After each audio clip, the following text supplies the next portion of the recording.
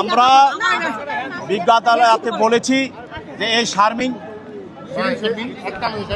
আমরা বিজ্ঞ আদালতে বলেছি যে শিরিন শারমিন চৌধুরী সে একজন অবৈধ এমপি ছিল এবং ফ্যাসিস্ট হাসিনার অন্যতম একজন সহযোগী ছিল এবং অবৈধ সংসদের সে অবৈধ একজন স্পিকার ছিল এবং ফ্যাসিস্ট হাসিনাকে তার ফ্যাসিজম এবং স্বৈরশাসন চালার জন্য তারা যে কয়জন তাকে সহযোগিতা করেছে তার অন্যতম ছিল এই শিরিন শারমিন চৌধুরী এবং তাকে পুরস্কার স্বরূপ শেখ হাসিনা তাকে স্যান্ডেলিনা সো রূপচর্চায় আভিজাত্য স্পিকারের মতো একটা পদে তাকে অধিষ্ঠিত করেছিল এবং যেই জুলাই আন্দোলনের সময় যে আন্দোলনটা হয়েছিল সেই আন্দোলনে যে হত্যা এবং যে গুলি চালানোর ঘটনা ঘটেছে এবং পুড়িয়ে মারার যে ঘটনাগুলো ঘটেছে এবং ছাত্র জনতাকে যেভাবে গুমের নামে তাদেরকে পুড়িয়ে মারা হয়েছে এইসব ঘটনার সঙ্গে যারা ষড়যন্ত্রকারী এবং যারা পরিকল্পনাকারী তাদের একজন ছিল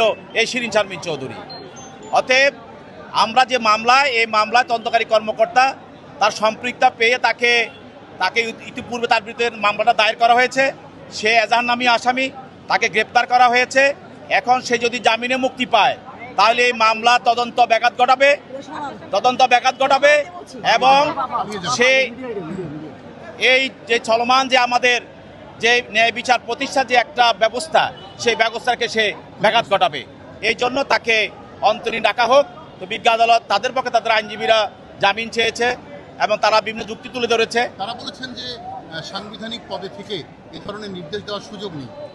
যদি কোনো ব্যক্তি অবৈধভাবে নির্বাচিত হয়ে অবৈধ সংসদের সাংবিধানিক পদে অবৈধভাবে অধিষ্ঠিত হতে পারে, অতএব তার দ্বারা দেশে যে হত্যাযজ্ঞ হয়েছিল, ছাত্র জনতাকে যেভাবে পুড়িয়ে মারা হয়েছিল, এইসব পরিকল্পনা ষড়যন্ত্রের সঙ্গে তার জড়িত থাকা স্বাভাবিক এবং সেই ছিল।